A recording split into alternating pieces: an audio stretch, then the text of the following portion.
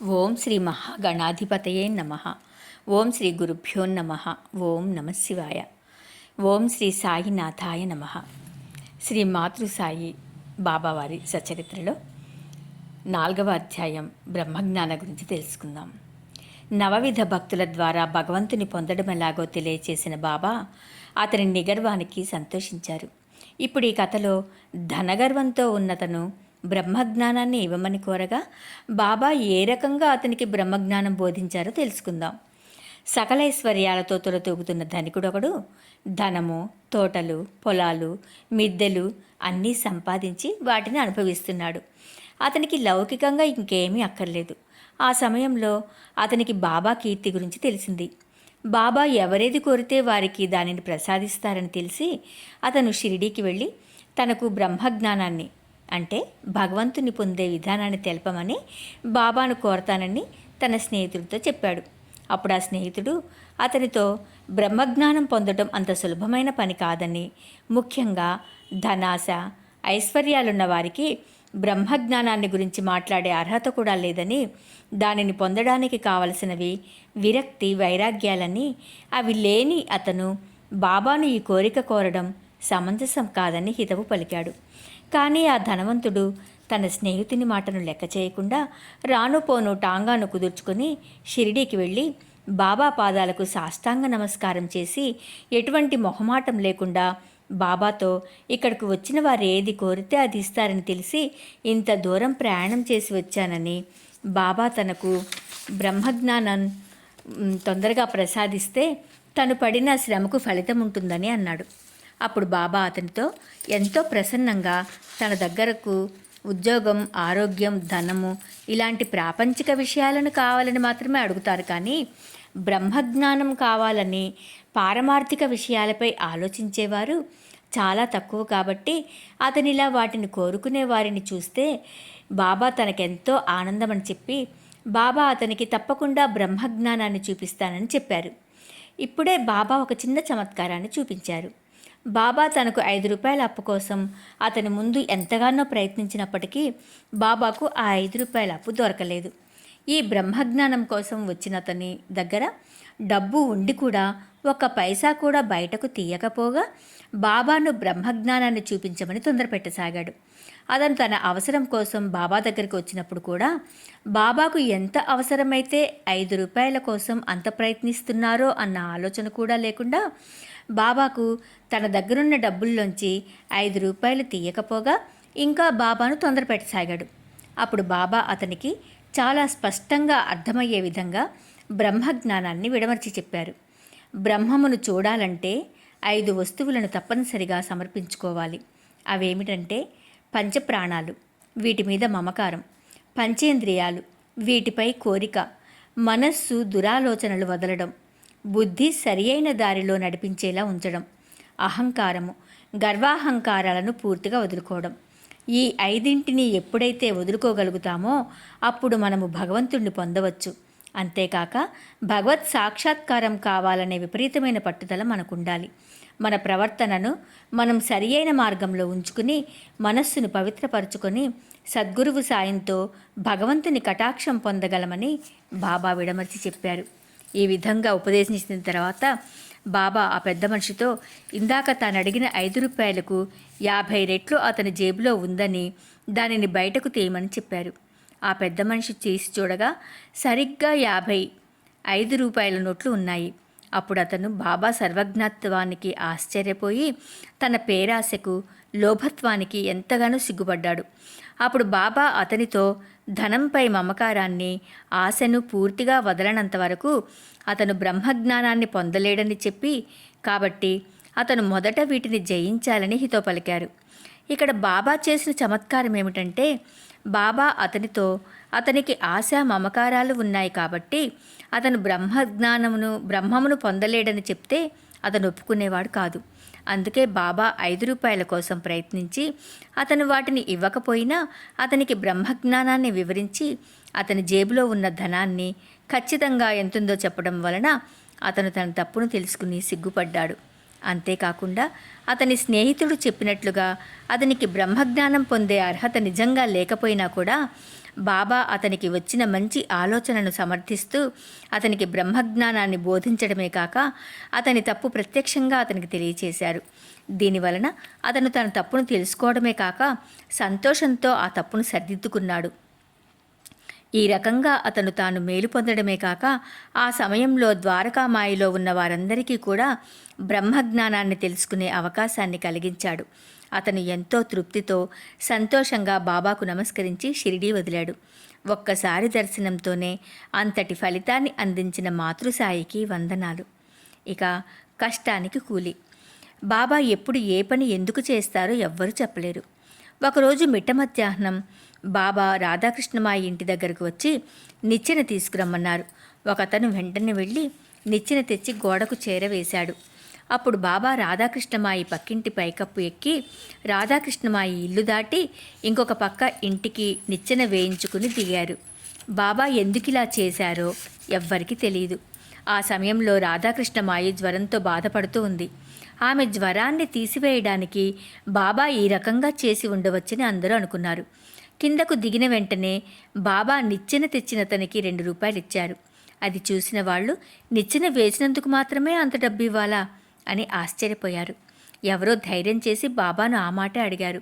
అప్పుడు బాబా కష్టపడిన దానికి తగిన ప్రతిఫలాన్ని తప్పకుండా ఇవ్వాలని, వాళ్ల శ్రమను కొంచెమైనా ఊరికే తీసుకోకూడదని చెప్పారు. ఈ చిన్న సంఘటన ద్వారా బాబా గొప్ప నీతిని బోధించారు. బాబా సలహాను యథాతథంగా పాటిస్తే పని చేయించుకునేవాళ్ళు, పనిచేసేవాళ్ళు కూడా సుఖపడతారు. ఎందుకంటే తగిన ప్రతిఫలం తీసుకున్నందుకు పనిచేసేవాళ్ళు సంతోషంగా పనిచేస్తారు. చేయించుకునే వాళ్లకు ఎటువంటి ఆటంకాలు లేకుండా పని జరిగిపోతుంది. ఆ రకంగా వాళ్ల మధ్య భేదాలు రావు. కాబట్టి ఎటువంటి సమ్మెలు లేకుండా పనులు చురుకుగా సాఫీగా సాగిపోతాయని బాబా అభిప్రాయం. ఇక సర్వాంతర్యామి. ఒకసారి షిరిడీలో దీక్షిత్వాడ మేడ మీద కొంతమంది భక్తులు కూర్చుని ఉండగా ఒక పాము కిటికీలో ఉన్న చిన్న రంధ్రం ద్వారా దూరి చుట్టుకుని కూర్చుంది. అందరూ కలిసి దీపాన్ని తీసుకొచ్చేసరికి ఆ పాము వెలుతురుకు మొదట తడబడింది.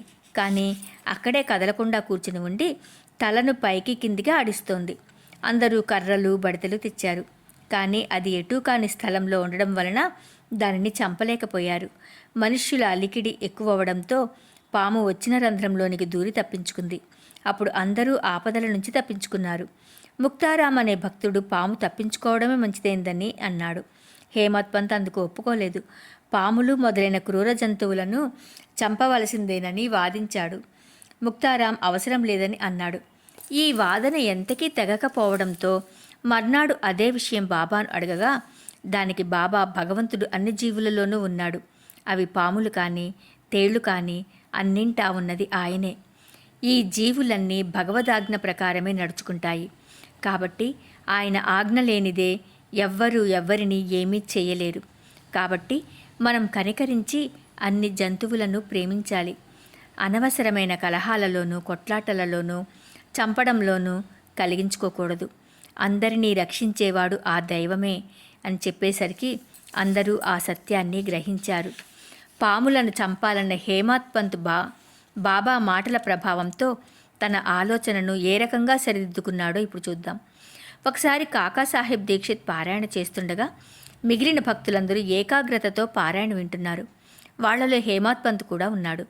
ఇంతలో ఒక పెద్ద తేలు హేమత్ పంత్ భుజం మీద ఉత్తరీయంపై కూర్చుంది. ఎవ్వరూ దాన్ని గమనించలేదు.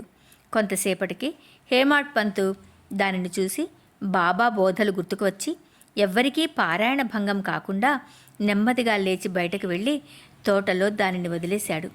పాములను చంపాల్సిందేనని వాదించిన హేమత్ పంత్ విషకీటకమైన తేలు తనపై ఉన్నా దానిని చంపగా వదిలిపెట్టాడు. చూశారుగా బాబా బోధనలోని విశిష్టత. అది భక్తుల మనస్సులపై చెరగని ముద్ర వేసి వాళ్ళు మళ్ళీ ఆ తప్పు చేయకుండా కాపాడుతుంది. ఇక పరనింద. బాబా బోధనలోని విశిష్టాన్ని ఇప్పటివరకు తెలుసుకున్నాం. ఇప్పుడు మనమందరము సామాన్యంగా చేసే తప్పొకటి చెప్పి దానివల్ల మనకు కలిగే నష్టము, అవతలి వారికి కలిగే లాభము తెలుసుకుందాం. సాధారణంగా మనమందరము చేసే తప్పు పరనింద. ఈ అలవాటును వదులుకోవడం అంత సులభం కాదు. మనిషి తత్వం ఏమిటంటే తనలో ఉన్న తప్పును తెలుసుకోకపోవడమే కాక ఇతరుల తప్పులను వేలెత్తి చూపించడం. ఇది అన్ని తప్పుల కన్నా ఎక్కువ తప్పని బాబా ఇప్పుడు మనకు తెలియజేస్తున్నారు. ఇప్పటి వరకు మనం చూసిన కథలలో బాబా బోధలకు ఒక ప్రత్యేక స్థలం కానీ సమయం కానీ అక్కర్లేదు. సందర్భాన్ని బట్టి యథార్థాన్ని బోధించేవారు. ఒకసారి షిరిడీలో ఒక భక్తుడు ఇంకొక భక్తుడు లేని సమయం చూసి అతని గురించి చాలా నీచంగా నిందించడం మొదలుపెట్టాడు. అవతలి వ్యక్తి చేసిన మంచినంతా వదిలి కేవలం అతని తప్పులనే ఎత్తి చూపిస్తూ అతని గురించి చాలా హీనంగా మాట్లాడుతుంటే వింటున్న వాళ్ళందరికీ విసుగు వచ్చింది. ఈ రకంగా ఇతరులను నిందించడం వలన అసూయ, దురభిప్రాయాలు కలుగుతాయి. మనలో ఉన్న మురికిని పోగొట్టుకోవడానికి మనకి అనేక మార్గాలున్నాయి. సబ్బుతోనో, కుంకుడుకాయలతోనో, శుభ్రమైన నీటితోనో శరీరంపైనున్న మురికిని తొలగించుకోవచ్చు. కానీ మనసులో ఉన్న మురికిని వదులుచుకోవడం అంత సులభం కాదు. కాబట్టి ఇందాక నిందించిన ఈ పెద్ద మనిషి బాబా దర్శనానికి వచ్చినప్పుడు ఏమీ తెలియని వాడిలా భక్తునిలా వచ్చాడు. కానీ బాబా దృష్టి నుంచి తప్పించుకోవడం సాధ్యం కాదు కదా. అందుకే ఆ రోజు సాయంత్రం బాబా లెండిబాగ్కు వెళ్ళేటప్పుడు భక్తులందరూ బాబాను అనుసరించారు. వారితో పాటు ఈ నిందించిన పెద్ద మనిషి కూడా ఉన్నాడు. అలా వెళ్తుండగా దారిలో ఒక పంది ఇతరుల మలినాన్ని తింటూ కనిపించింది. అది చూసిన బాబా అతనితో ఆ పంది ఇతరుల మలినాన్ని ఎంత రుచిగా తింటోందో చూడమని చెప్పి పరులను నిందించేవాడి మనస్తత్వం కూడా దీనితో సమానమని చెప్పారు. ఎందుకంటే అతను ఆ తప్పు చేసిన అతని మలినాన్ని తన నాలుకతో శుభ్రం చేస్తున్నాడు. ఎలాగంటే నిందించడం వలన ఈ రకంగా తప్పు చేసిన అతను శుభ్రపడి లాభపడుతున్నాడు. అతనిని నిందించడం ద్వారా ఇతను అతని మలినాన్ని అంటించుకుంటున్నాడు.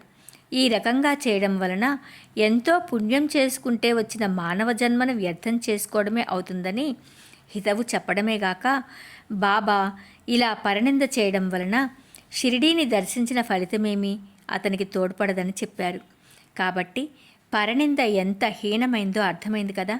కాబట్టి ఇతరుల మంచి చెడులను దైవానికే వదిలిపెట్టి మనం అందులో కలిగించుకోకుండా మనకు మనం నీతిగా, నిజాయితీగా, ఎవరి మనస్సును నొప్పించని విధంగా ఉంటూ ఇతరుల తప్పులను మనం ఎత్తి చూపించకుండా వేరే వాళ్ళ దగ్గర విమర్శించడం మానుకోవడం వలన మన మానవ జన్మను మనం సార్థకం చేసుకున్నట్లే. కాబట్టి మనమందరం పరనిందను మానుకోవడానికై ప్రయత్నించాలి. అలా పరనింద చేసిన వాళ్లను బాబా ఎలా రకరకాల సందర్భాలలో వాళ్ల తప్పును చూపించి వాళ్ళనెలా సరియైన మార్గంలో పెట్టారో ఇప్పుడు తెలుసుకుందాం. పండరీ ప్లీడర్ గురించి. ఒకసారి పండరీపురం నుంచి ఒక ప్లీడరు బాబా దర్శనానికి వచ్చేవారికి నమస్కరించి అడగకుండానే దక్షిణ ఇచ్చి ఒక పక్కగా కూర్చున్నాడు. బాబా అతని వైపు ముఖం త్రిప్పి, ఈ జనాలెంత టక్కరి వాళ్ళు పాదాల మీద పడతారు, దక్షిణ ఇస్తారు కానీ చాటుగా నిందిస్తారు. ఇది ఎంత చిత్రమో కదా అని అన్నారు. ఇది విన్న భక్తులెవరికీ దానిలోని అంతరార్థం తెలియలేదు. కానీ ప్లీడర్కు మాత్రం అర్థమైంది. కానీ అతను అక్కడేమీ మాట్లాడకుండా వాడాకు తిరిగి వచ్చేశాడు. తర్వాత కాకాసాహెబ్ దీక్షిత్తో బాబా అన్న మాటలు తనను ఉద్దేశించి అన్నవేనని, అవన్నీ నిజాలేనని చెప్పాడు. దీనివల్ల తను ఎవ్వరినీ నిందించకూడదని అర్థమవుతుందని చెప్పాడు. ఏం జరిగిందని కాకాసాహెబ్ అడగగా, పండరీపురం సబ్ జడ్జి తీవ్రమైన వేదన జబ్బుతో బాధపడుతూ మందులేవి వాడకుండా తన ఆరోగ్యం షిరిడీలోనే బాగుపడుతుందనే నమ్మకంతో షిరిడీలోనే ఉండసాగాడు. ఈ విషయం మీద ప్లీడర్ల విశ్రాంతి గదిలో చర్చ జరిగింది.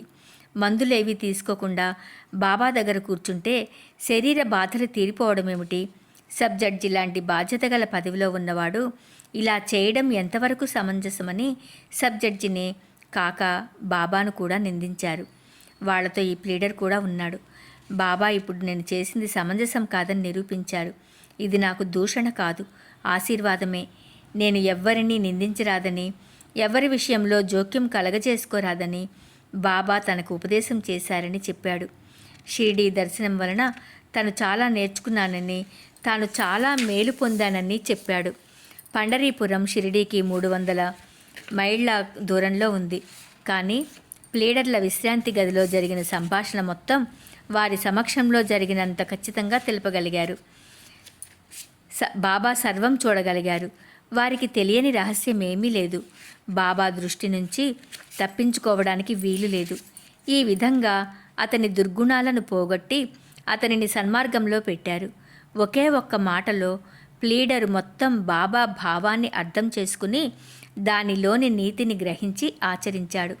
అది బాబా యొక్క సర్వజ్ఞతను చెప్పడమే కాకుండా బాబా కనీసం అంత సూటిగా కూడా అతని తప్పును ఎత్తి చూపించకపోయినా బాబా వాక్కుకున్న శక్తి వలన అతను నిజాన్ని గ్రహించగలిగాడు. తన తప్పును దిద్దుకోవడమే కాక ఇక జీవితంలో తాను ఎవ్వరినీ నిందించకూడదు అన్న సత్యాన్ని తెలుసుకుని ఆచరించాలని స్థిర నిర్ణయానికి వచ్చాడు. ఆ రకంగా బాబా ఈ కథలో పండరీ ప్లీడర్కు హితవు చెప్పడమే కాక మనమందరము కూడా ఎల్లప్పుడూ ఎవ్వరినీ నిందించరాదని గ్రహించగలగాలి. ఇక అన్నా చెంచండీకర్ గురించి బాబా మన ప్రవర్తనలోని మార్పులను గురించి పై కథలో చెప్పినట్లు ఒక్కొక్కసారి కఠినంగా పలికిస్తున్నప్పటికీ ఒక్కొక్కసారి చాలా సున్నితమైన హాస్యంతో వివరించేవారు. అన్నా చెంచండీకరు ఇతను ముక్కుసూటిగా మాట్లాడేవాడు. పైకి కఠినంగా మాట్లాడుతున్నట్లు కనిపించినా ఎవరిని లక్ష్య పెట్టేవాడు కాదు. కానీ మంచి హృదయం ఉన్నవాడు. బాబా అందుకే అతనిని ప్రేమిస్తుండేవారు. ఒకసారి మసీదులో ఇతను బాబా ఎడమ చేతిని మాలిష్ చేస్తున్నాడు. ఒక ముసలి వితంతువు మావిసీబాయి బాబా కుడివైపున కూర్చుని బాబా వీపును నడుమును తన 2 చేతులతో నొక్కుతోంది. ఆమెను బాబా అమ్మా అని పిలిచేవారు. ఈమెది చాలా స్వచ్ఛమైన మనసు. ఈమె బాబాకి సేవ చేసేటప్పుడు బాబా వీపు కడుపు కలిసిపోయేంత తీవ్రంగా చేస్తోంది. అలా చేసేటప్పుడు ఆమె ముఖం పైకి కిందికి అవుతోంది. అలా చేయడం ఎడమవైపు కూర్చొని బాబా సేవ చేస్తున్న అన్నా మొహానికి అతి దగ్గరగా ఈమె మొహం వెళ్ళింది. స్వచ్ఛమైన మనసు, సహజమైన హాస్యం ఉన్న ఈమె, ఓహో, ఈ అన్నా చెడ్డవాడు, నన్ను ముద్దు పెట్టుకోవడానికి ప్రయత్నిస్తున్నాడు. ఇంత ముసలివాడైనప్పటికీ నన్ను ముద్దు పెట్టుకోవాలనుకోవడానికి సిగ్గులేదా అంది. ఇది విన్న అన్నాకు చాలా కోపం వచ్చింది. అతను బాబా సేవలో నిమగ్నమై తన పని తాను చేసుకుంటున్నప్పుడు అన్నాకు విపరీతమైన కోపం వచ్చేసింది. అసలే ముక్కుసూటిగా ఉన్నదున్నట్లు మాట్లాడే స్వభావం కలవాడు కావడం వల్ల అతను, నేను ముసలివాణ్ణి, దుర్మార్గుణ్ణి అంటున్నావు, నేనంత వెర్రివాడినా, నువ్వే కలహానికి కాలు దువ్వుతున్నావు అన్నాడు. అక్కడున్న వాళ్ళందరూ ఈ ముసలివాళ్ల కలహాన్ని చూసి నవ్వుకుంటున్నారు. బాబాకు ఇద్దరూ సమానమే, ఇద్దరినీ సమానంగానే ప్రేమిస్తారు కాబట్టి వాళ్ళిద్దరినీ ఓదార్చాలని అనుకున్న బాబా నేర్పుగా, ఓ అన్నా, ఎందుకు అనవసరంగా గోల చేస్తున్నావు?